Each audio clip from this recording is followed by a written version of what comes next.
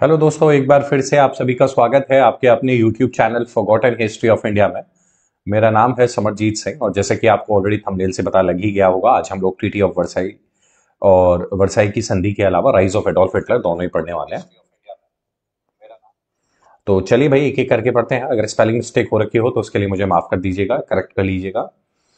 अच्छा, सबसे पहली बात आती है कि मैं ये क्यों पढ़ा रहा हूँ, क्या कारण है, वो जानिए धैर्य से। देखिए, होता ये है कि वीक में मैं आपको पर्टिकुलर डेज पे world history, Rajasthan history, Indian history वगैरह पढ़ाता हूँ, क्योंकि भाई उस हिसाब से आज फ्राइडे है। फ्राइडे को वर्ल्ड हिस्ट्री मेरे को पढ़ानी ही चाहिए, तो उस हिसाब से मैं आपको वर्साई की संधि पढ़ा रहा हूँ। और वर्साई की संधि से पहले जो कुछ भी घटनाएं घटित हुई थी विश्व के अंदर, वो मैं आपको प्रीवियस क्लासेस के अंदर पढ़ा चुका हूँ। अगर आपको याद हो तो मैंने प्रथम विश्व युद्ध पढ़ाया था। मैंने प्रथम विश्व युद्ध पढ़ाने के बाद आपको प्रथम विश्व युद्ध के कारण बताए, जो भी मतलब उससे रिलेटेड चीजें थी। फिर उसके बाद हमने प्रथम विश्व युद्ध के परिणामों की चर्चा शायद नहीं करी थी। आज हम लोग उसको थोड़ा सा एक एक करके चर्चा करेंगे।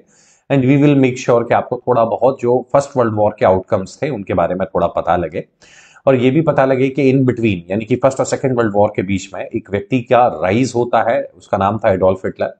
कैसे वो व्यक्ति, जो कि एक बहुत ज्यादा टफ फिजिकल उसका व्यक्ति नहीं था, despite of all these thing, भाई उसने अपना काफी वर्चस्व जो है वो जर्मनी के अंदर बनाया। तो वो सारी इंटरेस्टिंग सी स्टोरी आज हमें सुनने को मिलेगी, जानने को मिलेगी। उसके लिए आप मेरे साथ बने रहें। डेली सुबह 9 बजे मेरी क्लास आती है, समय निकालिएगा, सुबह 9 बजे जुड़ें। इसके अतिरिक्त आप चाहें तो भाई मीन्स आंसर राइटिंग प्रैक्टिस भी मेरे साथ कर सकते हैं, एंड दैट्स ऑल। चलिए। हाँ निकिता, गुड मॉर्निंग। अनु नमस्ते। कविशा सुप्रभात बच्चे। तो चलिए भाई, करते हैं वर्ल्ड हिस्ट्री को चालू बिना किसी देरी के और जानते हैं चीजें।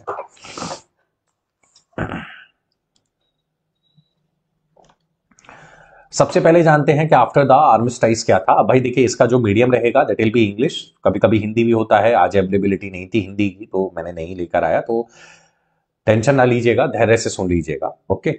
देखिए, हम लोग सारे जितने भी क्लास में बैठे हैं वो ये बात जानते हैं कि सर प्रथम विश्व युद्ध जो था, यानी फर्स्ट वर्ल्ड वॉर 1914 से 1918, यानी कि 1914 से 1918 के बीच में चला।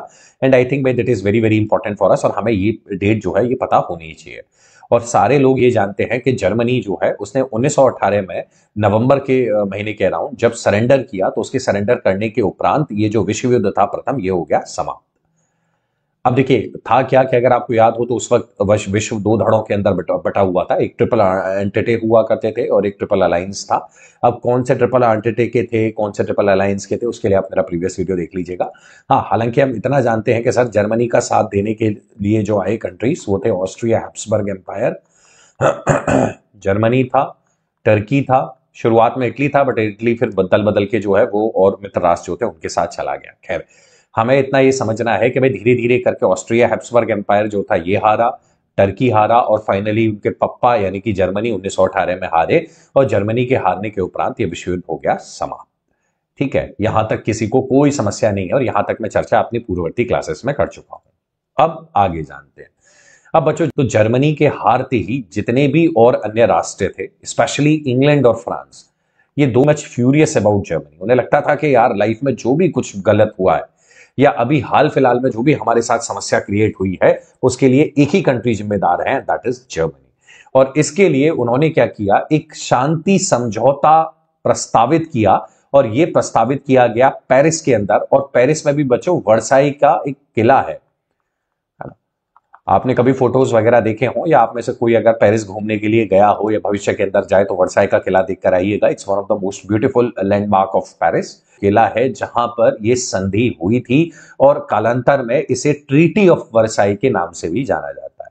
ओके। तो हमने क्या जाना भाई, इस स्लाइड में दो ही बातें लिखी हुई हैं। पहला ये कि प्रथम विश्व युद्ध 1914 से 1918 चला, और 1918 में जर्मनी के सरेंडर के बाद यह विश्व युद्ध समाप्त हो जाता है। जैसे ही जर्मनी सरेंडर करता है, वैसे ही दो राष्ट्र इंग्लैंड और फ्रांस, वो बहुत ये कोशिश करते हैं कि लाइफ में जो भी बर्बादी हुई है, जो भी प्रॉब्लम हुई है, उसके लिए ब्लेम कर दो जर्मनी को। और उसके लिए वो पूरे विश्व की एक शांति समझौता या एक पीस कॉन्फ्रेंस बुलाते हैं, जो कि पेरिस में होती है, और पेरिस में भी टू बी प्रिसाइज वर्साई के किले के अंदर होती है। अब इसके अंदर क्या हुआ, कौन कौन से बड़े चार राष्ट्र आए, उन्होंने किस किस मुद्दे के ऊपर चर्चा करी, वो हम लोग अगली स्लाइड में देखेंगे। आई होप यहां तक आपको चीजें बिल्कुल बेसिक समझ आ गई होंगी। मुकेश भैया सुप्रभात, गुड मॉर्निंग दोस्त, बहुत बहुत स्वागत है आपका। इसके बाद जानते हैं कि सर ये ट्रीटी ऑफ वर्साई क्या थी और इसकी वजह से क्या क्या प्रॉब्लम हुई। ये बातें मैं आपको सारी बताऊंगा। इससे पहले मैं आपको एक बात और बताऊं बच्चों, धैर्य से सुनिएगा। जब ये संधि हो रही थी ना, तो इस संधि के अंदर बिग फोर आए। अब ये बिग फोर कौन थे? बिग फोर का मतलब ये है कि उस वक्त की चार सबसे बड़ी ताकतें या चार सबसे बड़े नेता जो थे भाई वो आए। एक था वुड्रो विल्सन। अब ये वुड्रो विल्सन कौन थे? देखिए, आप में से बहुत सारे विद्यार्थी जो आर्ट बैकग्राउंड के रहे होंगे, कला संकाय के रहे होंगे, उन्होंने इस व्यक्ति वुड्रो विल्सन का नाम सुना होगा। और जिनके पास पब्लिक एडमिनिस्ट्रेशन है यानी कि लोक प्रशासन है, वो ये जानते होंगे कि लोक प्रशासन का जनक बोला जाता है वुड्रो विल्सन को। नहीं जानते हैं कोई बात नहीं है, आपकी पॉलिटिकल साइंस का ही एक पार्ट होता है भाई पब्लिक एडमिनिस्ट्रेशन। उसकी एक नई ब्रांच देने वाला अगर कोई व्यक्ति था तो ये वुड्रो विल्सन था। He was a president of United States of America और he was the pack leader, अर्थात अगर किसी ने इस पूरे पेरिस पीस कॉन्फ्रेंस को ऑर्गेनाइज किया या उसकी अध्यक्षता करी तो वो वुड्रो विल्सन था। अच्छा, इसके अतिरिक्त और कौन कौन आया सर? इसके अतिरिक्त भाई ग्रेट ब्रिटेन के आए थे डेविड लॉयड जॉर्ज करके, है ना? ठीक है, वो ब्रिटेन के पीएम हुआ करते थे। उनके अतिरिक्त कौन आया भाई? जॉर्ज क्लेमेंसो आया। क्लेमेंसो कौन था? ये एक तरीके का फ्रांस का वो था भाई, प्राइम मिनिस्टर कुछ भी कह लीजिए। इसके अलावा इटली का ऑरलैंडो भी आया हुआ था, है ना? ये बड़े आदमी थे या ये कह लीजिए बड़े खिलाड़ी थे भाई, जो कि इस पेरिस पीस कॉन्फ्रेंस में आए हुए थे और जिनका सिर्फ एक ही हुई बर्बादी जो है उसके लिए जर्मनी को जिम्मेदार ठहराया जाए। देखिए, अगर आप अच्छे से पहली क्लासेस देख चुके होंगे तो आप ये जानते होंगे कि सर प्रथम विश्व युद्ध जो था वो सिर्फ इंपीरी मतभेद का नतीजा था। अब ये मैं क्या कहना चाह रहा हूं, इसका तात्पर्य ये है कि जैसे जैसे यूरोप में इंडस्ट्रियल रिवॉल्यूशन हुआ बच्चों, इंडस्ट्रियल रिवॉल्यूशन के साथ साथ यूरोप में प्रगति हुई। प्रगति हुई तो भाई जाहिर सी बात है आपको कच्चा माल चाहिए। कच्चा माल चाहिए तो आपको कहां से मिलेगा? कॉलोनीज से मिलेगा। और कॉलोनीज से मिलेगा तो इसलिए आपको कॉलोनाइजेशन यानी कि उपनिवेश जो है वो बनाने पड़ेंगे। और इसी उपनिवेश की अंधी दौड़ ने आगे चल के जर्मनी, इंग्लैंड, फ्रांस, इटली, इनको आपस में एक दूसरे का प्रतिस्पर्धी बना दिया और जिसकी वजह से प्रथम विश्व युद्ध हुआ। आई बात समझ में? ये बात हमें अच्छे से पता है। तो ये जितने भी अन्य जो राष्ट्र यूरोपियन हुआ करते थे, they were trying only one thing कि कैसे भी करके ये जो जर्मनी ने अब तक अपने एम्पायर का एक्सपेंशन किया है या उसका साम्राज्य का जो विस्तार हुआ है, तो उसको कर्टेल करो, पैसे के लिए इसको जिम्मेदार ठहराओ और जितना हो सके ऐसा जर्मनी को कर दो कि जर्मनी भविष्य के अंदर कभी भी अपने पैरों पर खड़ा नहीं हो पाए। ठीक है, तो ये बिग फोर की चाल थी, याद कर लीजिएगा कौन कौन थे? वुड्रो विल्सन, ऑरलैंडो इटली के, क्लेमेंसो फ्रांस के एंड डेविड लॉयड ये जो प्राइम मिनिस्टर हुआ करते थे इंग्लैंड के। इसमें से एक व्यक्ति was very very very furious, यानी कि एक तरीके से मान के चलिए कि उसका तो पर्सनल वेंडेटा हुआ करता था अगेंस्ट ऑल दैट, और वो था क्लेमेंसो। क्लेमेंसो क्यों था भाई फ्रांस का बहुत ज्यादा इसके अगेंस्ट में जर्मनी के में? क्योंकि अगर आप प्रथम विश्व युद्ध याद करोगे तो आपको पता चलेगा कि फ्रांस को हरा लिया था जर्मनी ने, और चूंकि जर्मनी को जर्मनी ने हरा दिया फ्रांस को, तो फिर क्लेमेंसो को जब मौका मिला तो उसे लगा यार हमारी बड़ी बेइज्जती हुई, तो जब भी हमें अपॉर्चुनिटी मिलेगी तब मैं कोशिश ये करूंगा कि समस्या जो है इसका सुधार किया जा सके। ठीक है, अंजलि गुड मॉर्निंग बच्चे। अब देखिए, आपकी परीक्षाओं के अंदर अगर आप आरएएस वारएएस की मेंस वगैरह की परीक्षा दोगे तो शायद भाई ये आपकी परीक्षा के अंदर पूछा जाएगा, या अन्य किसी मेंस की परीक्षा के दौरान ये आपसे प्रश्न पूछा जा सकता है। अन्यथा तो मुझे नहीं लगता कि भाई ये प्रश्न आरपीएससी या कोई भी अन्य पब्लिक सर्विस कमीशन आपसे करने वाला है। एटलीस्ट प्रीलिम्स में तो यहां से क्वेश्चन नहीं आते। हाँ, बट ये क्वेश्चन आ जाता है कि who is the father of the public administration, यानी कि लोक प्रशासन के पिता किसको कहा जाता है? याद करके जाइएगा, ही वाज वुड्रो विल्सन। इसके अतिरिक्त वुड्रो विल्सन ने इसी कॉन्फ्रेंस के दौरान अपना एक 14 पॉइंट प्रोग्राम दिया था। अब ये आप जब तैयारी करेंगे भाई आरएएस मेंस वगैरह की, यूपीएससी मेंस की या किसी अन्य मुख्य परीक्षा की, तो शायद आपको ये 14 पॉइंट प्रोग्राम जो है 14 सूत्रीय प्रोग्राम पढ़ना पड़ेगा, अदरवाइज तो आपको पढ़ने की आवश्यकता नहीं है। इसके अंदर कुछ कुछ पॉइंट्स थे, सारे तो नहीं बता रहा, पर एक दो मैं आपको बता देता हूं जिससे आपकी अंडरस्टैंडिंग क्लियर हो जाए। वुड्रो विल्सन ने विश्व को बेहतर बनाने के लिए या विश्व में शांति व्यवस्था कायम करने के लिए कुछ अपने वो दिए, नियम दिए। जैसे उन्होंने बताया कि भाई डिप्लोमेसी जो है ना वो पब्लिक होनी चाहिए। डिप्लोमेसी पब्लिक यानी कि गुपचुप तरीके से डिप्लोमेसी नहीं होनी चाहिए। अगर आपको प्रथम विश्व युद्ध याद होगा तो आपको इतना पता होगा कि शायद प्रथम विश्व युद्ध के अंदर क्या था कि राष्ट्र जो थे ना उनका एक दूसरे के पर से भरोसा उठ गया था, और कभी कोई राष्ट्र किस राष्ट्र के साथ जाके चुपचाप संधि कर लेता, कभी कोई दूसरा राष्ट्र किसी तीसरे राष्ट्र के साथ संधि कर लेता।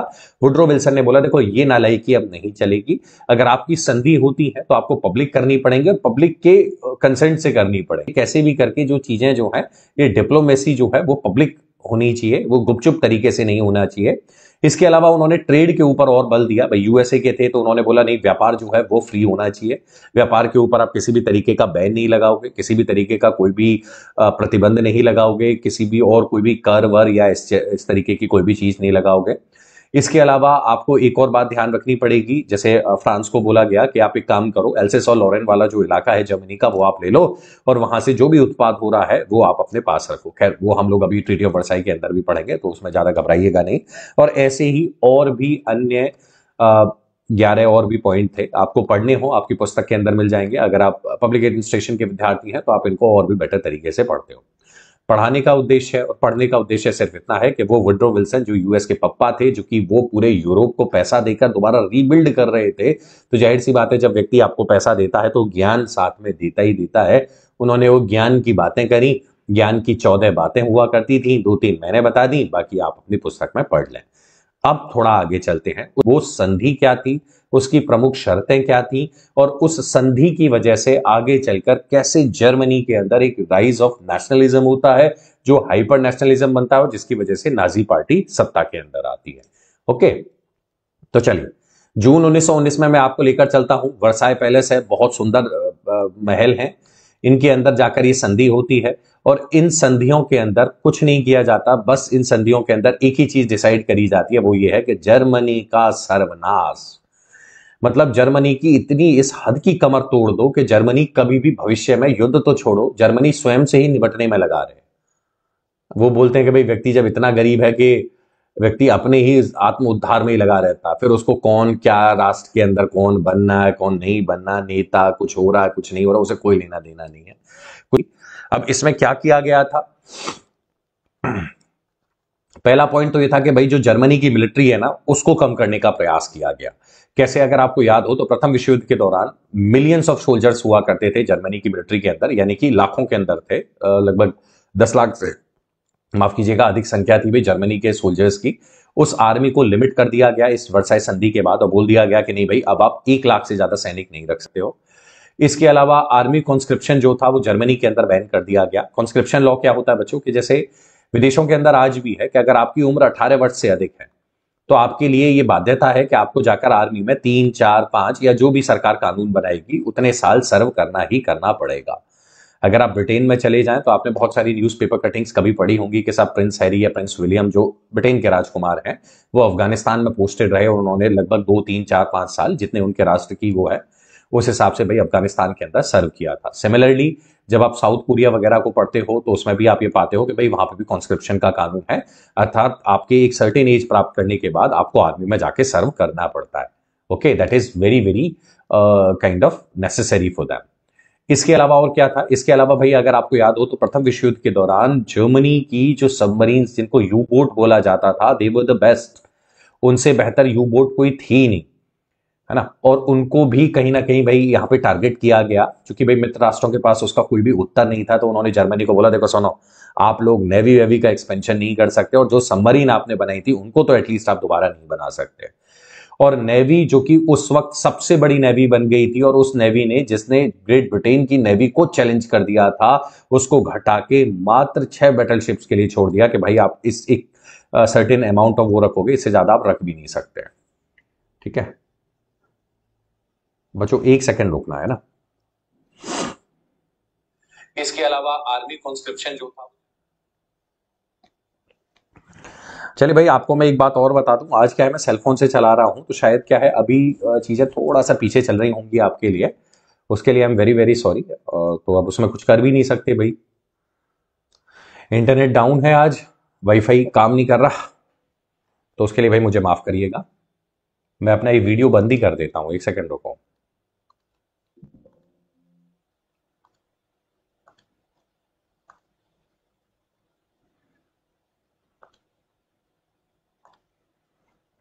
अब सही है।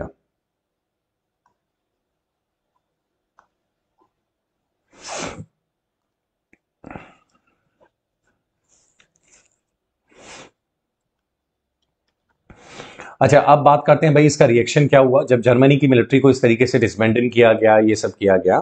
तो भाई जाहिर सी बात है बहुत सारे जो जर्मन लोग हैं उनको अच्छा नहीं लगेगा, स्वाभाविक भी अब बात है भाई। और उनको एक तरीके से ह्यूमिलेट कर दिया गया। ये ह्यूमिलेट का मतलब होता है भाई, एक तरीके से उनको शर्मसार कर दिया उन्होंने, क्या देखा भाई तुम्हारी इतनी वो है, हम ऐसे ऐसे चाहें तो हम ऐसे ऐसे कर सकते हैं। खैर, ये रिएक्शन जो है भाई ये काफी ज्यादा स्ट्रांग देखने को मिला, और इसकी वजह से आगे चलकर नेशनलिज्म की फीलिंग भी जर्मनी के अंदर आपको देखने को मिलेगी। That's a different thing. हाँ, ठीक है, चलिए भाई अब चलते हैं आगे। इसके बाद जानते हैं कि जर्मनी की टेरिटरी के साथ क्या किया गया, यानी कि जर्मनी की जो वो थी टेरिटरी, उसको किस तरीके से इनके द्वारा उसका मजाक उड़ाया गया, या एक तरीके से उसको हटाया गया या कम कर दिया गया। देखिए, ऐसा मानते हैं कि इस ट्रीटी ऑफ वर्साई जो थी ना, यानी वर्साई की संधि के उपरांत 13% यानी कि 13% जो जर्मन टेरिटरी थी, यानी कि जर्मनी की जो जमीन थी, उसको कब्जा कर लिया गया था ये मित्रास जो थे इनके द्वारा, और 10% जो जर्मनी की पॉपुलेशन थी that has been also lost because of treaty of Versailles. तो आप इतना समझ रहे हो कि कहीं ना कहीं ये जो ट्रीटी ऑफ वर्साई थी भाई, इसकी वजह से प्रॉब्लम क्रिएट हुई, और उसकी वजह से भाई जर्मनी को अपनी बहुत ज्यादा जमीन जो थी वो खोनी पड़ी। अब कैसे? जैसे अगर आप देखो कि एल्सिस लॉरेन वाला जो क्षेत्र था ना, फ्रांस को वो देना पड़ गया। एल्सिस लॉरेन वाला क्षेत्र मैंने आपको शायद पहली भी क्लासेस के दौरान बताया है कि ये वो क्षेत्र हुआ करते थे जहां पे कोल फील्ड काफी सारे अच्छे खासे थे, एक तरीके से यहाँ पे उद्योग धंधे वगैरह बेटर तरीके से फल फूल रहे थे, ये फ्रांस ने हथिया ली। ठीक है। इसके अतिरिक्त जर्मनी जो थी उसने और क्या किया भाई, Germany was divided by the Polish corridor harming Germany success too. देखिए, एक और बात, अगर आप जर्मनी का मैप देखोगे तो जर्मनी का निकटतम नेबर जो है दैट इज पोलैंड, है ना। और वहां पे भी एक तरीके से वो कर दिया गया, मतलब बांट दिया गया जर्मनी को। और जर्मनी को इस तरीके से बांटा गया कि जो भी हार्बर्स हैं, अर्थात जो भी पोर्ट हैं, माफ कीजिएगा, वो पोर्ट जितने भी जो कि सर्दियों में खुले रहते हैं, जहां से व्यापार किया जा सकता है, जहां से जर्मनी अपने आप को दोबारा से रिकंस्ट्रक्ट करके एक बार फिर से खड़ा कर सकता है, उनको भी यहां पर पूरे तरीके से खत्म कर दिया गया। या ये कह लीजिए कि उनको पोलैंड को दे दिया गया, जर्मनी से छीन लिया गया, जिससे कि जर्मनी कभी भी स्वयं को एक बार की रिबिल्ड ना कर सके। और दूसरे, आप लोग ऑस्ट्रिया के साथ दोबारा ज्वाइन नहीं कर सकते। और जो चेकोस्लोवाकिया वाला जो क्षेत्र है वो जर्मनी से तोड़ के अलग कर दिया गया। और जर्मनी की जितनी भी ओवरसीज टेरिटरी हुआ करती थी, या ये कह लीजिए जो जर्मनी की सारी कॉलोनीज थी, वो एक एक कॉलोनी को जर्मनी से अलग कर दिया गया। ठीक है। मैंने आपको सारी बातें बताई। मैंने सबसे पहले बताई एल्सिस लोरेन का क्षेत्र भाई ये इंपॉर्टेंट हुआ करता था अच्छे उद्योग धंधे और कोयला की खदानों की वजह से, दैट इज एन समथिंग जो कि जर्मनी के लिए एक बहुत प्राइज्ड पोजीशन था उस जमाने के अंदर, वो फ्रांस ने ले लिया।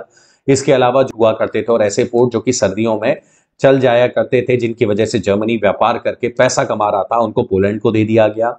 इसके अलावा Germany could not join up Austria, और जर्मनी को हिदायत दे दी गई कि आप ऑस्ट्रिया के साथ, ऑस्ट्रिया हंगरी जो एम्पायर है उसके चेकोस्लोवाकिया अलग कर दिया गया। और जितने भी बाहरी उसके उपनिवेश थे वो लगभग सारे के सारे समाप्त कर दिए गए जर्मनी के। आप सोचो, मिलिट्री खत्म कर दी, टेरिटरी खत्म कर दी, इसकी वजह से क्या होगा? इसकी वजह से भाई क्लियर एक सबसे बड़ा क्राइसिस ये क्रिएट हुआ। आपने कभी अपनी शायद एनसीईआरटी की बुक्स पढ़ी होंगी, तो आपने एनसीईआरटी की बुक्स में पढ़े होंगे कि कैसे एक बच्चा और एक छोटी बच्ची बैठे हुए हैं, और उन्होंने जो जर्मन करेंसी है ना उसकी वो पतंग बना रखी है, और वो जर्मन करेंसी की पतंग बनाकर वो काइंड ऑफ उसे उड़ा रहे हैं। अब बात आती है कि सर ऐसा क्यों था भाई? ऐसा इसलिए था क्योंकि उस वक्त जर्मनी के अंदर हाइपर इन्फ्लेशन हो गया था। इन्फ्लेशन होती है महंगाई, महंगाई में जब महंगाई अपने चरमतम सीमा पर पहुंच जाती है तब उसको हाइपर इन्फ्लेशन पहुंचते हैं। उसका आलम यह था कि आपको ब्रेड का एक टुकड़ा खरीदने के लिए, which is very very common, एक ब्रेड का लोफ खरीदने के लिए आपको एक पूरा सूटकेस भर के पैसे लाने पड़ते थे। और बाद में तो ऐसा बताते हैं कि ये हाइपर इन्फ्लेशन जो थी, इतनी महंगाई बढ़ते बढ़ते बढ़ते पहुंच गई थी कि आप काइंड ऑफ एक बैलगाड़ी के अंदर पैसे भरकर लाइए और उसके बाद आप एक ब्रेड का टुकड़ा लेकर जाइए। आप सोचो कितना, मतलब महंगाई का चरमतम बिंदु पहुंच गया था। हाइपर इन्फ्लेशन तब होती है जब महंगाई एक दिन में कई कई 100% बढ़ जाती है। आज 10 है, कल 20 होगी, 20 से कल और 50 गुना, 50 से 100 गुना, 100 का फिर और 400 गुना, 400 से 800 गुना, इस तरीके से महंगाई बढ़ रही थी। अब इसकी वजह से भाई जाहिर सी बात है, जब इतनी महंगाई बढ़ेगी तो जनता होगी त्रस्त। ठीक है। और जनता यहां पर त्रस्त होगी, तो ऐसे में अगर कोई भी व्यक्ति आगे आकर जनता को थोड़ा सा भी वो करने का प्रयास करेगा तो इट विल समथिंग जो उनको वो कर देगा। एक सेकंड रुकिए।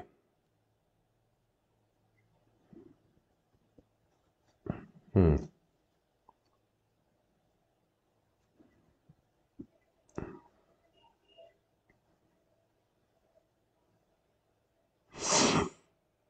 हम्म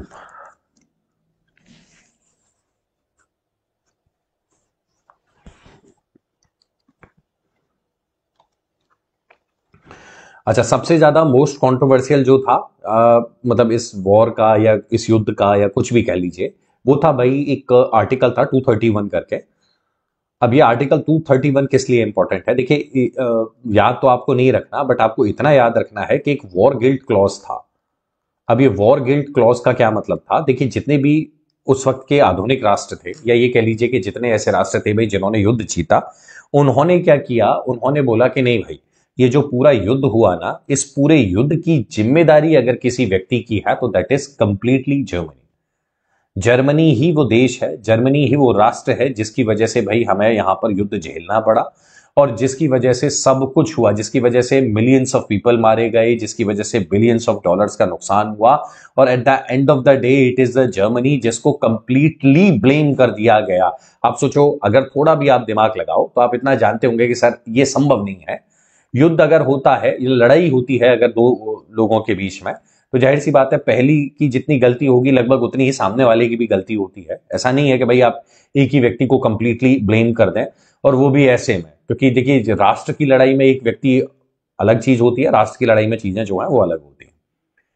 तो आपने जब ये हाइपर इन्फ्लेशन का ये जब कंडीशन सोची देखी, और ये सब उन लोगों ने देखा, और उस सब के बावजूद भी है ना, साइकोलॉजिकली आप उनको बोल दो कि नहीं नहीं भाई आप ही लोग हो जिनकी वजह से हमने ये समस्या झेली है, तो at the end of the day फिर जनता को लगा ठीक है यार, जब तुम्हें यही करना है और जब तुम्हें at the end of the day हमें ही ब्लेम करना है, तो फिर ठीक है भाई, अगर कोई भी व्यक्ति आकर जनता के अंदर नेशनलिज्म फीलिंग को जगाएगा जो कि हिटलर कर देगा, तो जनता उसके पीछे हो जाएगी आंख बंद करके, बिना ये सोचे समझे कि ये व्यक्ति सही है या गलत है।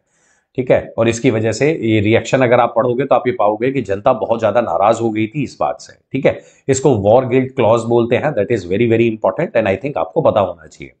और अभी रिसेंटली क्या था कि मैंने आपको मीन्स आंसर राइटिंग का एक क्वेश्चन दिया था जिसके अंदर ट्रीटी ऑफ वर्साई मैंने आपसे पूछी है, और ये एक बड़ा रीजन भी था जिसकी वजह से मैंने यहाँ पे आपको ट्रीटी ऑफ वर्साई पढ़ाई, जिससे आप इसको अच्छे से पढ़ जाओ और आपको चीजें पता हो। आगे चलते हैं।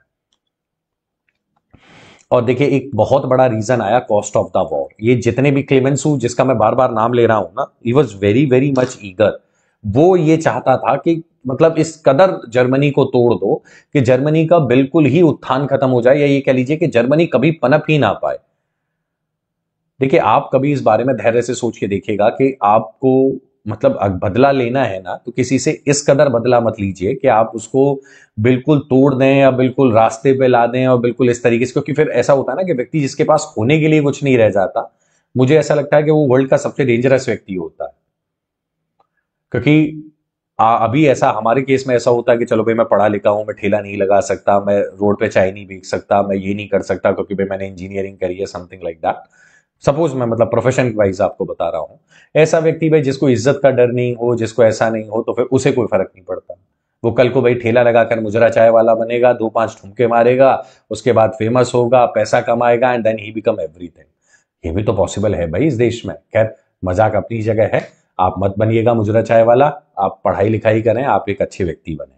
खैर जाने दें, कॉस्ट ऑफ द वॉर भाई ये और जाने। इसमें क्या था कि भाई इस पूरे युद्ध के लिए युद्ध हर जाना जो था वो जर्मनी को भरना पड़ा, और जितने भी राष्ट्र थे उन सारे के सारे राष्ट्र जो थे उन्होंने जर्मनी को यहां पर ब्लेम कर दिया है। दे साइड के नहीं भाई, जो भी गड़बड़ हुई है, जितना भी हमारे यहाँ प्रॉब्लम हुई है, उसके लिए इट इज द जर्मनी जो कि रेस्पॉन्सिबल है। पैसा और दो, क्योंकि तुम्हारी वजह से बिलियंस ऑफ डॉलर्स का हमें नुकसान हुआ है, तो अब एक काम करो, अब बिलियंस ऑफ डॉलर करो। इसकी वजह से क्या था भाई, यहां पे जर्मनी ने क्या किया, जर्मनी ने यहां पर ऐसा बताते हैं 132 बिलियन मार्क या पाउंड जो थे वो देने के लिए इनको बोला गया। अब आप थोड़ा ये सोच के देखो, जर्मनी वहां पे ऑलरेडी पैसों की बेकदरी हो चुकी है, हाइपर इन्फ्लेशन आ रखा है, करेंसी की बिल्कुल वैल्यू नहीं है, ऐसे में 132 अरब पाउंड कहां से लाके जर्मनी देता। और आश्चर्य की बात और आप ये देखिए कि इन्होंने जर्मनी के अंदर एक पपेट सरकार और बनाई, जिसको अभी आगे मैं बताऊंगा अभी। ठीक है, तो आप अगर उसको पढ़ के देखोगे तो आप शॉक में रह जाओगे, यार ऐसा कैसे हो रहा है। मतलब इसको वो सब करवाने के लिए जर्मनी के अंदर एक पपेट सरकार बनाई जाती है जो कि हर इस चीज के लिए यहां पे जो हो रहा था उसके लिए हाँ हाँ कर रही थी। इसी का फायदा आगे चल के हिटलर उठाएगा। ठीक है, तो चलिए भाई, cost of the war I hope आप समझ गए होंगे। अब थोड़ा एडोल्फ हिटलर तक चले, बट अभी मैं आपके एक बार कमेंट्स पढ़ूं। चलिए कोई ना, अच्छी बात है आप अगर लिंक कर पा रहे हैं।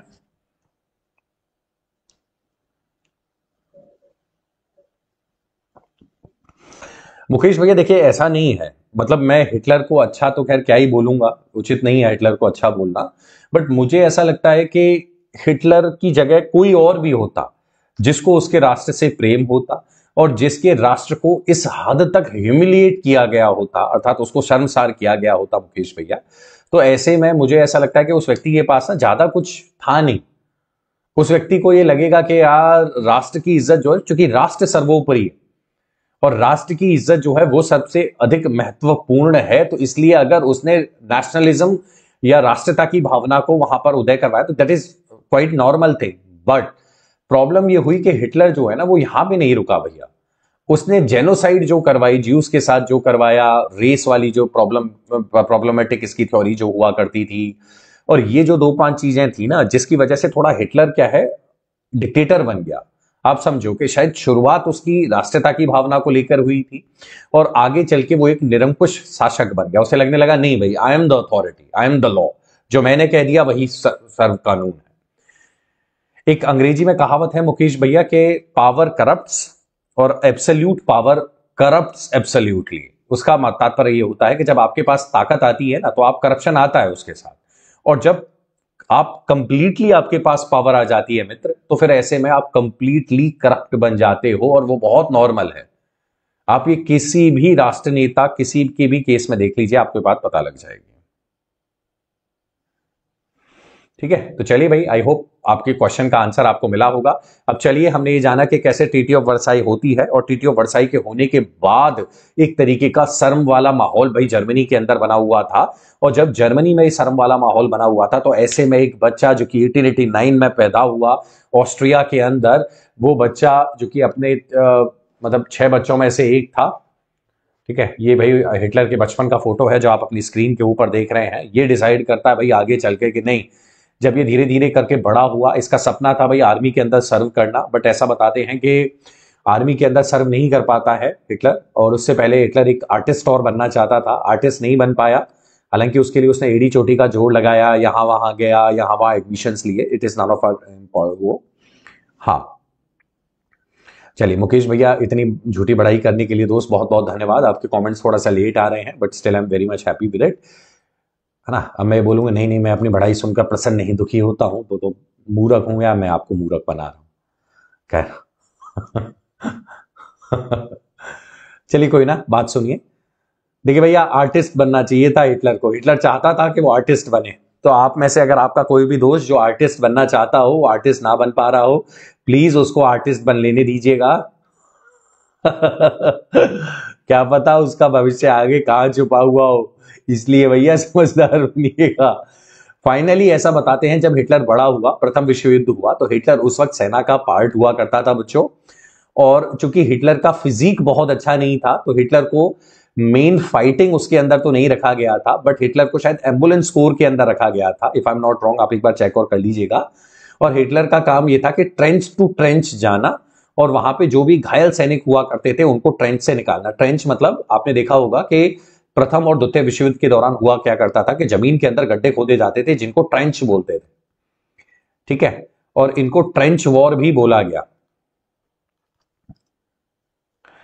इनको ट्रेंच वॉर भी बोला जाता है। कभी आप कभी कोई अच्छी कोई पुस्तक वगैरह पढ़ोगे तो आपको पता चलेगा कि उसके अंदर भाई ट्रेंच वॉर बोलते हैं इनको, खंदक हिंदी में बोलते हैं। आपने बॉर्डर पिक्चर देखी हो तो उसमें सनी देओल ने देखा होगा आपने, उन्होंने ट्रेंच खोद रखे थे और उसके अंदर हमारे सैनिक जो है वो बंदूकें लेकर थे। अब जिनका आर्मी बैकग्राउंड है, मिलिट्री बैकग्राउंड है, उन्हें तो ट्रेंच के बारे में जानकारी है, जिनका नहीं है उनको ये समझ ले जमीन के अंदर गड्ढे। और इन्हीं ट्रेंच के अंदर जब सैनिक घायल हो जाया करते थे, क्योंकि भाई आमने सामने से गोलीबारी होती थी, तो ऐसे में हिटलर जो था, he was the part of the ambulance को, तो उसका काम ये हुआ करता था कि भाई घायल सैनिकों को यहां से उठाना, उठाकर लेकर हॉस्पिटल तक भर्ती कराना। और जब ये जर्मनी प्रथम विश्व युद्ध हारा, हारने से मतलब यह है कि जब जर्मनी ने घोषणा करी कि नहीं भाई अब हम आगे युद्ध नहीं करेंगे, तो एक व्यक्ति जो सबसे ज्यादा इस बात से दुखी हुआ, जिसका दिल टूट गया, वो था हिटलर। और जब हिटलर को पता चला कि साहब ऐसे ऐसे बात है और हमने वर्साई की संधि पे साइन कर दिए हैं और अब तो भैया ये गड़बड़ हो गई, उसके बाद तो फिर तो मतलब ये मान के चलिए हिटलर के काइंड ऑफ पहाड़ सा टूट गया हृदय पे। हिटलर को लगा यार ये तो बड़ी गड़बड़ कर दी। और जो उस वक्त की डेमोक्रेटिक सरकार बनी थी, जो सो कॉल्ड डेमोक्रेटिक थी, जो कि एक्चुअल में डेमोक्रेटिक नहीं थी क्योंकि वो वेस्टर्न आइडियाज के आधार पर बनी हुई थी। जर्मनी का सॉरी माफ कीजिएगा, हिटलर का सिर्फ जीवन का एक ही उद्देश्य रह गया, वो ये था इस डेमोक्रेटिक सरकार को गिराना और एक ऐसी सच्ची सरकार लाना जो राष्ट्रीयता की भावना को चरम पर लेकर जाए और जितने भी यूरोपियन पावर जिन्होंने जर्मनी को शर्मसार किया है उनको जाकर एक सबक सिखाया जाए। ये था उद्देश्य एडोल्फ हिटलर का। ठीक है, ये highest rank was corporal rank थी, ज्यादा बड़ी रैंक नहीं थी, was a regimental messenger, not an easy job at all. यहाँ पे लिखा भी हुआ है रेजिमेंटल मैसेंजर का काम करता था, एक ट्रेन से दूसरी ट्रेन जाकर, इसके अलावा एम्बुलेंस कोर का भी काम किया करता था। हाँ ठीक है, आगे चलते हैं।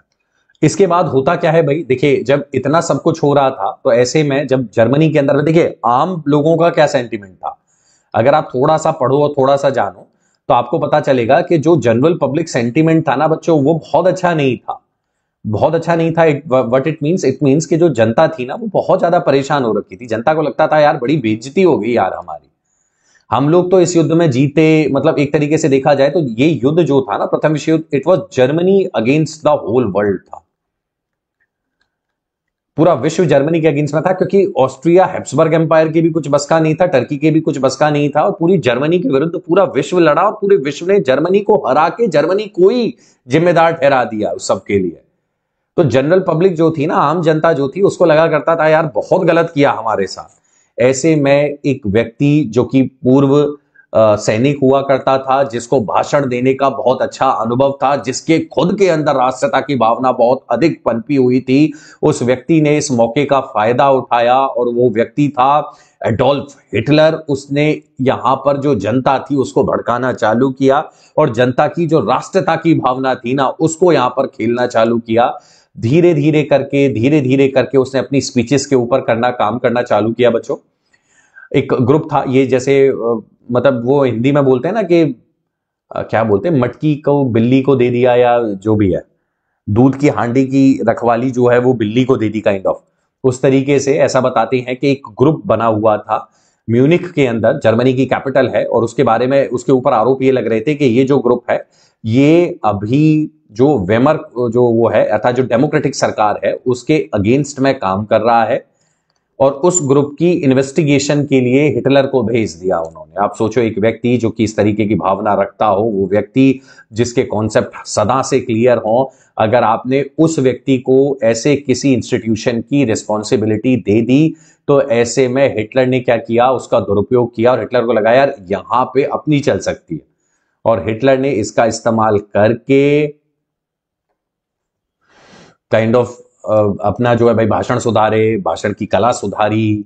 इसके अलावा हिटलर ने जो संभव हो सकता था उस ग्रुप को ऑर्गेनाइज रखा। इसके अलावा मीटिंग्स ली, जैसे यहां पे लिखा हुआ है, स्पीचेस दी, मेंबर बना, और आगे चल के इसका अध्यक्ष और बना हिटलर। और हिटलर का सिर्फ एक ही उद्देश्य था, हाँ बिल्कुल, स्पीचेस खतरनाक थे क्योंकि हिटलर जानता था कि बिना स्पीच के काम नहीं चलेगा बच्चों। ठीक है, तो ये जर्मन वर्कर पार्टी बनाएगा और आगे चल के यही जर्मन वर्कर पार्टी बनेगी, और यही जर्मन वर्कर पार्टी आगे चल के आपकी बहुत फेमस एक पार्टी बनेगी जिसका नाम था नाजी पार्टी। ठीक है, ये नाजी पार्टी यही आगे चलकर जर्मन वर्कर पार्टी का ही एक वो नाम था, ये रही आपको। ठीक है, ये आप देख रहे हो, जर्मन वर्कर पार्टी जो थी नाजी पार्टी बनेगी, और ये जो नाजी पार्टी थी इसका एक्चुअल में नाम था national socialistic German workers party. अब आप बोलोगे सर ये तो कहीं भी नाजी नहीं हो रहा है, इसका शॉर्ट फॉर्म देखिए, अगर आप जर्मन जानते होंगे तो हो रहा है, जर्मनी के अंदर हो रहा है, जर्मन लैंग्वेज में। अब ना तो आपको जर्मन आती ना मुझे जर्मन आती, तो इसलिए ज्यादा जज्बाती ना होइएगा, बस इतना समझ लीजिएगा कि वो जर्मन वर्कर पार्टी जो कि शुरुआत में डेमोक्रेटिक रूप से यानी लोकतांत्रिक रूप से चुनी गई सरकार के विरुद्ध कार्य कर रहे थे, जब उसकी इन्वेस्टिगेशन की जिम्मेदारी एक ऐसे हाइपर एक्टिव युवा को दी गई जो ऑलरेडी जर्मनी का बदला लेना चाहता था, तो उसने उस ग्रुप का इस्तेमाल किया, उस ग्रुप को और बढ़ाया, फैलाया, और उस ग्रुप को आगे चल के ले जाके अपनी एक पॉलिटिकल पार्टी, एक अपनी एक नई विचारधारा दी, जिसको आगे चल के नाजी पार्टी के नाम से जाना गया। आप सोचो how much intelligent that guy was, कितने चालाकी से, कितने अच्छे से उसने यहां पर लोगों को ना केवल इमोशनली मैनिपुलेट किया, बल्कि उसने वहां पर जो भी कार्य हो रहा था उसको भी प्रॉपर तरीके से अपने हाथों के अंदर ले लिया। अच्छा, अब एक और बात समझिए कि क्या साहब यहां पे यही सब कुछ चल रहा था? नहीं भाई, ऐसा नहीं था। अगर आप जब अच्छे से पढ़ोगे तो आपको पता चलेगा कि हिटलर से पहले 1920 के दशक में जर्मनी के अंदर एक व्यक्ति हुआ करते थे, नाम था उनका कुछ ऐसे ही है, काप पुश करके नाम था। नाम आप मतलब मत याद रखिएगा, वो जर्मन के अंदर नाम मुझे भी नहीं आता। उस व्यक्ति को बोला जाता है कि he was the first person जिसने इस डेमोक्रेटिकली इलेक्टेड गवर्नमेंट जो थी, यानी कि जो लोकतांत्रिक रूप से चुनी हुई सरकार थी, उसको उखाड़ के फेंकने का कार्य किया, मतलब प्रयास किया। क्या वो सक्सेसफुल रहे? नहीं भाई, सक्सेसफुल नहीं रहे, पूरे तरीके से विफल हो गए। इसके बाद 1923 में यही कार्य, यानी कि सरकार को उखाड़ के फेंकने का कार्य, नाजी पार्टी और नाजी पार्टी के लीडर हिटलर के द्वारा किया गया। और इस पूरे प्रयास के अंदर हिटलर बुरी तरीके से विफल रहा और हिटलर को यहां पर भेज दिया गया था जेल जेल चला गया था भाई हिटलर। और इसी जेल के अंदर ऐसा बताते हैं, जब जेल में हिटलर रहा तो जेल में हिटलर ने एक पुस्तक लिखी, जो आप में से बहुत सारे लोगों को, मेरे पास है ये मीन कैंप, अगर आपको पढ़नी हो तो बताइएगा, हालांकि आपको मिल जाएगी, सस्ती बुक आती है। मीन कैंप करके यानी माई स्ट्रगल करके बुक लिखी थी हिटलर ने, जिसमें हिटलर ने अपनी पूरी आत्मकथा लिखी। तो ये बात याद रखिएगा, ऐसा नहीं है कि हिटलर की मृत्यु उपरांत ही पुस्तक लिखी गई थी। हिटलर ने स्वयं अपनी जेल में बैठकर, जब हिटलर को यहां पर कू किया हिटलर ने और यहां पे जेल हो गई थी, तब उसने ये पुस्तक लिखी। तो मीन कैंप जो था, that was a book written by the Hitler. और बच्चों, इसके अंदर हिटलर ने अपनी विचारधारा प्रॉपर क्लियर करी, ना केवल विचारधारा क्लियर करी, बल्कि इसने एक और विचित्र बात यहां पे बताई, जो थी रेस की बात। और इसने बताया हिटलर ने कि भैया जो जर्मन्स हैं वो तो आर्यन रेस को रिप्रेजेंट करते हैं, और ज्यूज एकमात्र ऐसी कम्युनिटी है भाई जो कि ठीक नहीं है। और इसने हर तरीके की जर्मनी की समस्या के लिए ज्यूज को ब्लेम कर दिया बच्चों। That is very very surprising. और इसने ये बोला कि नहीं भाई, जो कुछ भी हुआ, क्योंकि ज्यूज जो है उस वक्त व्यापारी हुआ करते थे, है ना। और देखिए, आपने भी ये बात देखी होगी कि हमारे यहां भी, और वो सारी चीजें हमारे यहां भी अगर आप देखोगे तो जब भी कुछ बुरा होता है तो हम लोग लेते हैं और व्यापारी वर्ग को ब्लेम करना चालू कर देते हैं। वो आज के दौर में बहुत सारी ऐसी पॉलिटिकल पार्टी भी हैं जो आप लोग जानते होंगे, जिनका एक ही काम है, जो इस देश का ऐसा वर्ग है जो कि वेल्थ क्रिएटर्स हैं, उनका बस एक ही काम है, लेना और उनको क्रिटिसाइज करना, लेना और उनको टारगेट करना।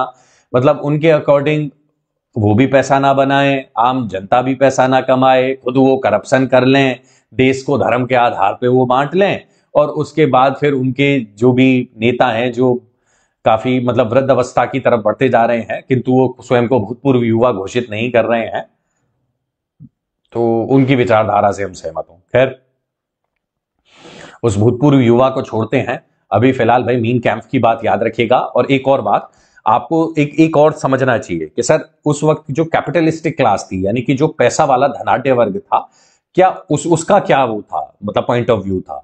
क्या वो ये जो नई नाजी पार्टी बन रहे थे इनको सपोर्ट कर रहे थे, या वो जो कम्युनिस्ट आइडियोलॉजी वाली जो यहां पर डेमोक्रेटिक सरकार बनी हुई थी उसको सपोर्ट कर रहे थे? अब सुनिएगा बच्चों, अगर आपने धैर्य से और ढंग से विश्व इतिहास पढ़ा है, मेरे द्वारा बताई गई बात, तो आप इतना समझते हैं कि सर, ये वो दौर था जब यूएसएसआर के अंदर हमने सोशलिस्टिक एक क्रांति होती हुई देखी है, यानी कि समाजवाद से रिलेटेड एक क्रांति होती हुई देखी, जिसको लेनिन ने लीड किया।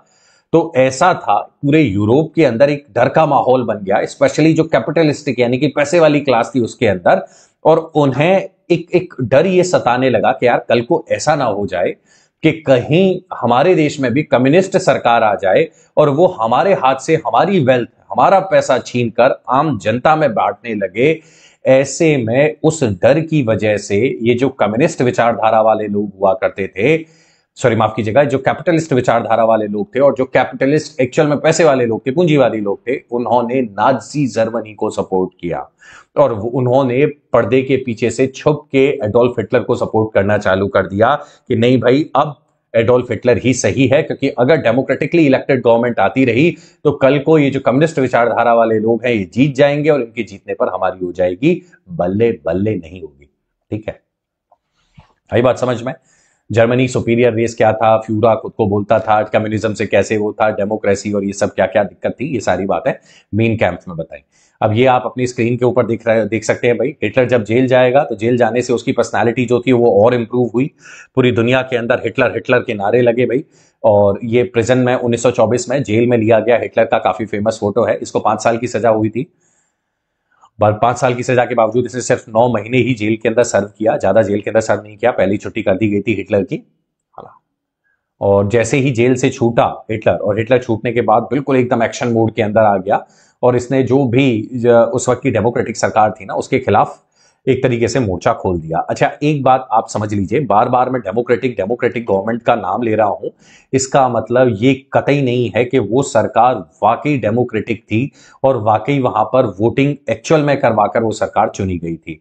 हम लोग इतना समझते हैं कि चूंकि सर वहां पर उस वक्त यूरोपियन पावर्स का दबदबा था, तो जो भी जैसी भी गवर्नमेंट उस वक्त की यूरोपियन पावर चाहते थे, उन्होंने लगभग वैसे ही बंदों को यहां पर बिठाया। ठीक है, तो ये बात आप मत समझ लीजिएगा, आपको लगे कि नहीं साहब हिटलर ने बहुत गलत किया, उस वक्त की सरकार जो थी वो सरकार नहीं भाई, वो सरकार एक्चुअल में जैसे आज भी आप देखते हो ना कि यूएस ने अपनी पसंदीदा सरकार साहब अफगानिस्तान में बना दी, यूएस ने साहब अपनी पसंदीदा सरकार लीबिया में बना दी, वो काम वही कर रहे हैं जो यूएस चाह रहा है। तो लगभग वही आप देखने को मिलेगा, वेस्टर्न वर्ल्ड ने यही किया था यूरोप के अंदर, सॉरी जर्मनी के अंदर। ठीक है,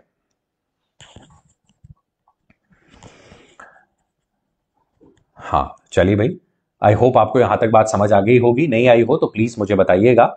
और मैंने आपको बताने का प्रयास किया कि कैसे एक बच्चा जो कि ऑस्ट्रिया के अंदर जन्म लेता है और वो राष्ट्र में फैली हुई अराजकता को धीरे धीरे इस्तेमाल करेगा, और जो भी उसके प्रति जाति हो रही थी या जो भी उसके प्रति या उसके खिलाफ कुछ भी गड़बड़ हो रही थी, उसका फायदा उठाएगा और पूरी दुनिया के अंदर छाती पीट के बता देगा कि देखो देखो भाई हमारे साथ बड़ा गलत हो रहा है, बड़ा अन्याय हो रहा है, ये पूरा वेस्ट या पूरा जो पश्चिमी वो कंट्रीज हैं वो हमारे साथ बड़ा गलत कर रहे हैं। ठीक है, अब आगे चलते हैं। इसके बाद भाई जर्मनी, एडोल्फ हिटलर ने क्या किया, देखिए भाई बहुत बड़ी बात, एडोल्फ हिटलर ने क्या किया, जो इनके पुराना टाइम था, आप अगर याद करें तो शायद मैंने जब आपको जर्मन यूनिफिकेशन पढ़ाया था, याद है आप में से किसी को, तो जब जर्मन यूनिफिकेशन पढ़ाया था तो मैंने एक व्यक्ति का नाम आपको बार बार लेकर बताया था कि साहब जर्मन यूनिफिकेशन के लिए there is an one individual who is responsible. आप कमेंट सेक्शन के अंदर उस व्यक्ति का मुझे नाम बताइए जो व्यक्ति जिम्मेदार था उस जर्मन यूनिफिकेशन के लिए, बताइए, आप कमेंट करके बताइएगा, मैं भी देखूं। इसके अलावा मैंने आपको बताया था कि उस व्यक्ति ने ना राइच करके बनाए थे, जो भी है भाई, मैं प्रोनाउंसिएशन अगर गलत कर रहा हूं तो उसके लिए वेरी वेरी सॉरी, मेरी German is very very poor. और मैंने आपको बताया था कि उसका एक उद्देश्य था कि जो लॉस्ट ग्लोरी थी ना जर्मनी की, एग्जैक्टली बिस्मार्क। चलिए बहुत बढ़िया मुकेश भैया, बहुत बहुत शुभकामनाएं मित्र, आपको बहुत अच्छे से वर्ल्ड हिस्ट्री आती है, I am quite impressed with your knowledge, very good. जब आप बिस्मार्क का इतिहास पढ़ते हो तो आपको यह पता लगता है कि सर बिस्मार्क ने नेशनलिज्म की फीलिंग लाने के लिए, राष्ट्रता की भावना पनपाने के लिए लोगों के अंदर, उसने ये बताना चालू किया था कि यार तुम तो उस जर्मनी के रहने वाले हो, वो जर्मनी जो किसी जमाने के अंदर उसकी सीमाएं जो थी वो उत्तर में समुद्र से लेकर दक्षिण में यूराल माउंटेन्स तक जाती थी, इतना बड़ा राष्ट्र हुआ करता था तुम्हारा, तुम तो उस लॉस्ट ग्लोरियस सिविलाइजेशन का हिस्सा हो। और यही काम, एग्जैक्टली सिमिलर काम किया हिटलर ने, जब हिटलर ने वही बिस्मार्क वाली आइडियोलॉजी यहां पर जनता के सामने लेकर आया और उसको बताया कि नहीं भाई आप तो उस एंशिएंट सिविलाइजेशन का हिस्सा हो, जब आप की सीमाओं का समुद्र से लेकर यूराल माउंटेन्स तक विस्तार था, ऊपर नॉर्थ सी से लेकर मेडिटेरेनियन यानी भूमध्य सागर तक आपका विस्तार हुआ करता था, अपने शक्तिशाली थे, पूरी जनता आपसे डरती थी, अगड़म झगड़म। और एक और बात यहां पर हिटलर ने इनके दिमाग के अंदर एक बात और डालनी चालू करी कि प्रथम विश्व युद्ध में एक्चुअल में जर्मनी कभी हारा ही नहीं। ऐसा नहीं था कि जर्मनी ने कोई सरेंडर किया या कुछ ऐसा किया, हिटलर ने कहना चालू किया कि नहीं नहीं भाई ऐसा नहीं था, ये तो पूरा विश्व जब हमारे खिलाफ लड़ा तो ऐसे में हमने एक तरीके से युद्ध विराम किया था, हमने कभी भी एक्चुअल में सरेंडर नहीं किया था, जिससे जनता के हौसले और बुलंद हुए और जनता को लगा नहीं साहब जर्मनी की मिलिट्री तो एक्चुअल में इनविंसिबल है, अर्थात उसको तो हराया ही नहीं जा सकता। हिटलर ने ये भावना और उनके दिमाग में गढ़ दी। आप सोचो कि कितने चालाकी से, कितनी तमीज से उस बंदे ने एक काम करना चालू किया। पहले तो उनके उनके जो ग्लोरियस पास्ट है उसको रिवाइव किया, और दूसरा काम उन्होंने किया कि नहीं भाई आपकी तो मिलिट्री इतनी अच्छी है आपको तो हराया नहीं जा सकता। और जैसे कि मैंने आपको बताया ना कि भाई पब्लिक स्पीकर बहुत अच्छा था। और प्रॉब्लम एक और थी कि जिस वक्त यहां पर इसका राइज हो रहा था ना हिटलर का, तो हिटलर के राइज के दौरान ना बच्चों प्रॉब्लम ये हुई कि जर्मनी में हिटलर के समकक्ष कोई दूसरा लीडर ही नहीं था। जब हिटलर का राइज हो रहा था तो उस दौरान ऐसा कोई लीडर होता जो हिटलर को अपोज करता या उसकी विचारधारा के अगेंस्ट में जाता, तो आप पाओगे कि एक्चुअल में वैसा कुछ है ही।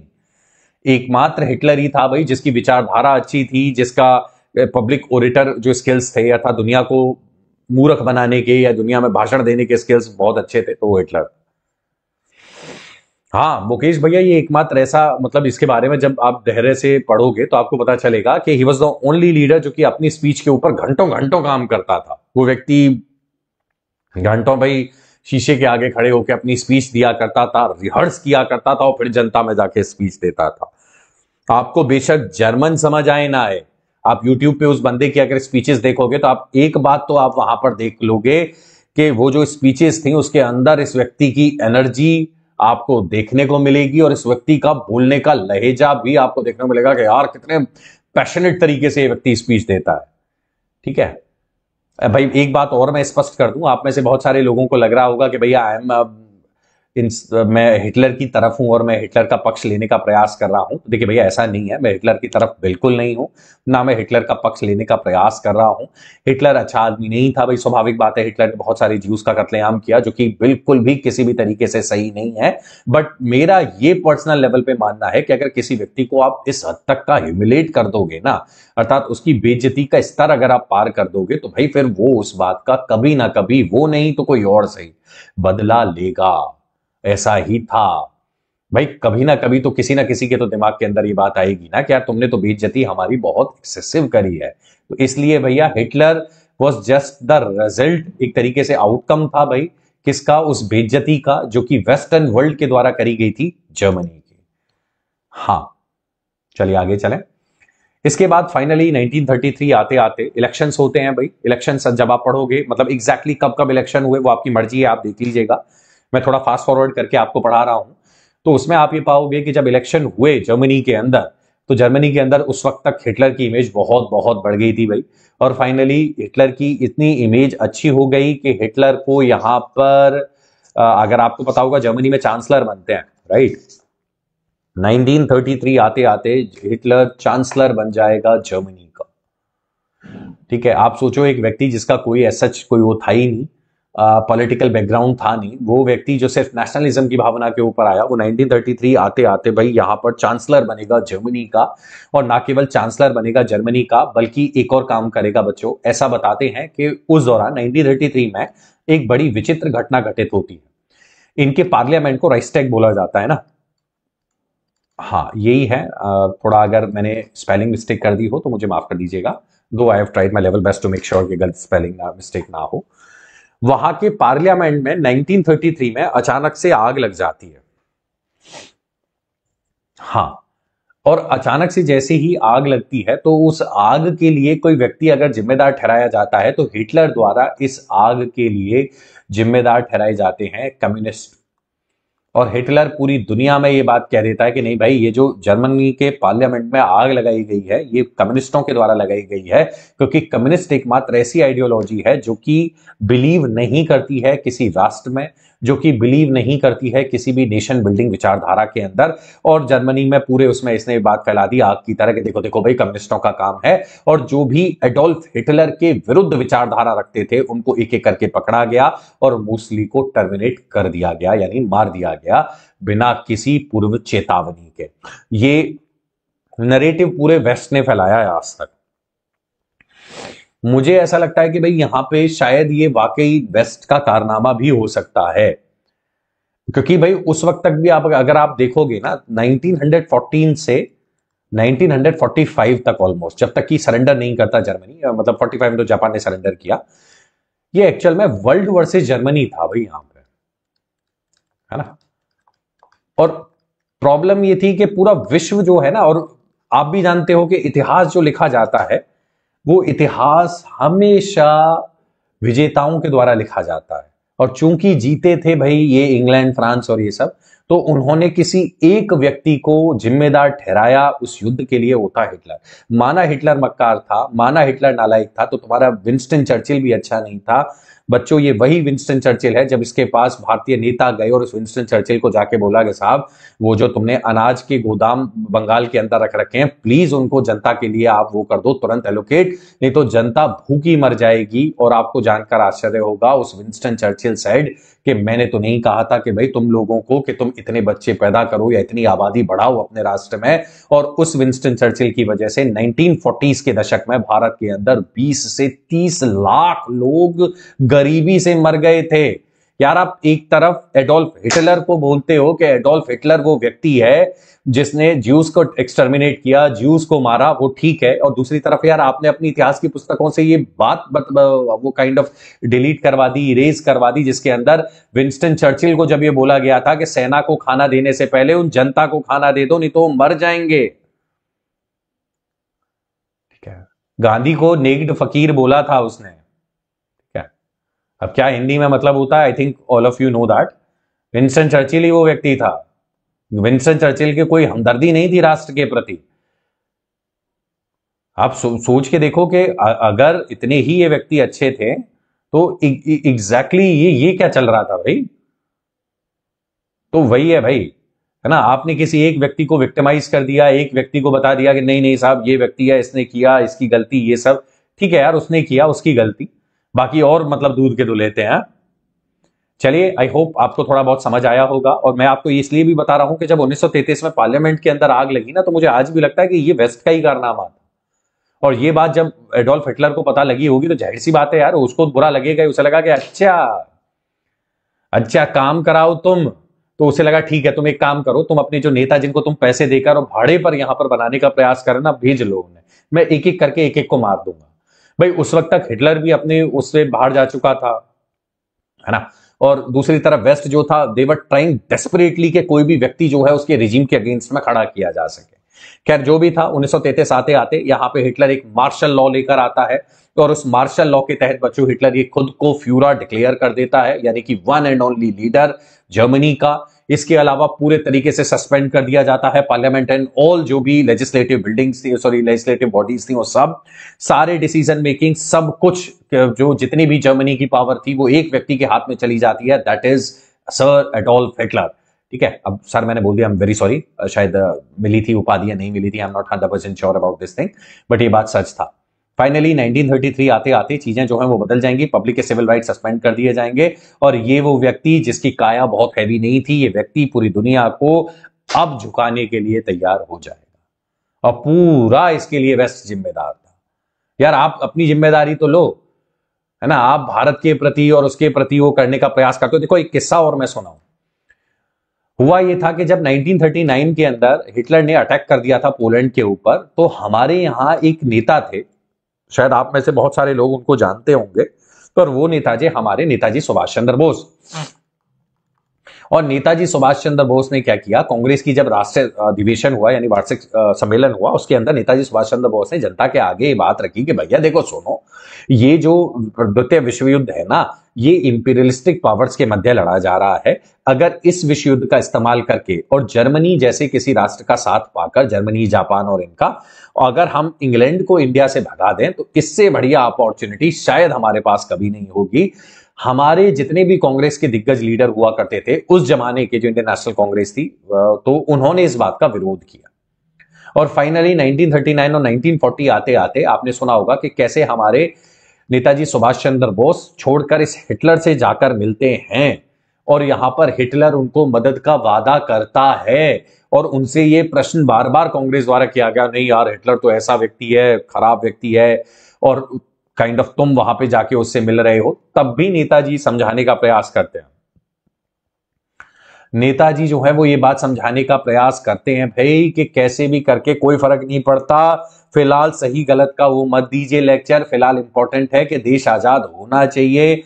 बट वो हमारे नेताओं की वजह से कह लीजिए या कुछ भी कह लीजिए, अब चलिए भाई मैं किसी पॉलिटिकल पार्टी या किसी व्यक्ति को ब्लेम नहीं करना चाहता, बट कहीं ना कहीं हमने वो बहुत जबरदस्त अपॉर्चुनिटी मिस कर दी, जिसकी वजह से शायद हम 1947 ना होकर 1939 या उसके आसपास आजाद हो जाते।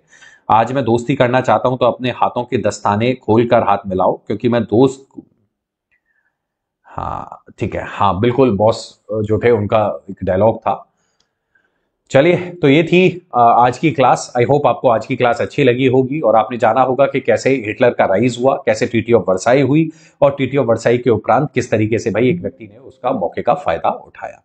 आई थिंक आपको आज की क्लास अच्छी लगी होगी। अच्छी लगी हो तो बताइए, नहीं लगी है तो बताइए। हाँ, आपके दिमाग के अंदर कोई भी प्रश्न हो तो भी वो आप पूछ सकते हैं, पूछें। मुकेश भैया वैसे भी 4 लोग हैं भाई क्लास में, आप, मैं, और शायद अनु, और कितने, 3 हुए, और इक्का दुक्का कोई और। अभी कंकरेंट व्यूअर 4 है ना भैया। हाँ, एक निकिता। हम्म। चलिए, बहुत बहुत धन्यवाद भाई आप लोगों का। आप क्लास में जुड़े, आपका बहुत बहुत थैंक यू। आई होप आपको आज की क्लास अच्छी लगी होगी। वैसे भी वर्ल्ड हिस्ट्री किसी को पढ़नी ही क्यों है। देखिए, शायद नीरज भैया आज क्लास में नहीं आए हैं, बहुत ठीक है भैया, आपकी मर्जी है। मैं आपको आज एक बात और बताऊं, देखिए उसके बाद मैं क्लास का अंत करूंगा। देखिए, आप इतना समझ लीजिए कि आप अगर कोशिश नहीं करोगे ना तो इट्स एन समथिंग जो कि प्रॉब्लमेटिक रहेगी। देखिए, आप थोड़ा इधर उधर का ज्ञान भी लाइफ के अंदर प्राप्त कर लें। मुझे ऐसा लगता है कि अगर आप उस ज्ञान को प्राप्त कर लेंगे ना तो वो आपके काम आ जाएगा। अब मैं ये क्यों बोल रहा हूँ इधर उधर का ज्ञान टाइप, होता ये है कि सामान्य तौर पर वर्ल्ड हिस्ट्री को हम लोग इंपॉर्टेंस नहीं देते हैं और हमें फिर पता नहीं चलता कि यार कहाँ क्या हुआ कैसे हुआ। अगर हम थोड़ा सा भी उसको पढ़ जाएं तो मुझे ऐसा लगता है कि वो आपके शायद किसी ना किसी एग्जाम में ना सही तो वैसे ही भाई कभी काम आ जाता है। देखिए, प्रॉब्लम आज की जनरेशन के साथ हो क्या गई है कि आपके पास एक क्लिक में सारी इंफॉर्मेशन अवेलेबल है। तो पहले के टाइम पे जब हम छोटे थे या जब ये इंटरनेट की अवेलेबिलिटी इतनी नहीं थी तो शायद हमें क्या होता था कि चीजों को खोजना पड़ता था, और जब हम चीजों को खोजा करते थे तो उसमें हम लोग 2-5 चीजें और भी पढ़ लिया करते थे। नेट जियो, डिस्कवरी पिस्कवरी टाइप कुछ हिस्ट्री टीवी कुछ ऐसे चैनल भी आते थे जिनको घर के मार मार के हमें दिखाया करते थे। मुझे ऐसा लगता है कि शायद उसकी वजह से भाई चीजें हमें समझ आ गई या चीजें हमें पता लग गई, या चूंकि हमने उन्हें खोजने का प्रयास स्वयं से किया तो चीजें जो है वो हो गई। आजकल क्या है, सारी चीजें ना आपको बिल्कुल हथेली पे दे दी गई, उसकी वजह से समस्या हुई है। तो आप जानते ही नहीं है, आपको पता ही नहीं है कहाँ क्या हो रहा है, आपको कुछ आइडिया ही नहीं है। आपको नहीं पता कि साहब जर्मनी और पोलैंड की सीमा मिलती है।